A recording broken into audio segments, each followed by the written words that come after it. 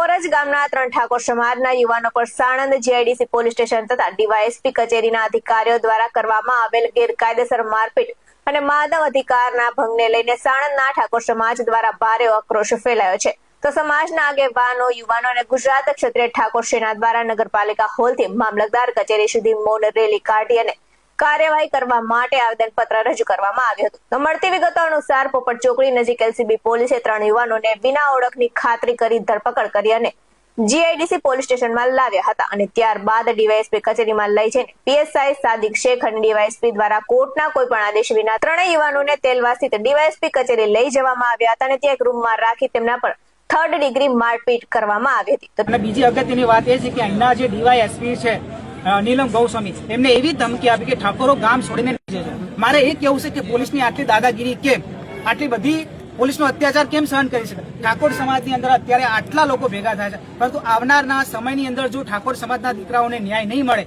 તો આનાથી પણ વધુ પબ્લિક અમે ભેગી કરવાની છે। બીજું એ વાત કે ઠાકોર સમાજનો દીકરો 2 દિવસથી હોસ્પિટલની અંદર એડમિટ છે, પરંતુ હજુ પણ પોલીસે કોઈ પણ પ્રકારની કાર્યવાહી કરી નહીં। તો મેં કીધું આવું કેમ, શા માટે આવું થઈ રહ્યું છે? પોલીસને કોના ઇશારે આ બધું કામ કરી રહ્યું છે?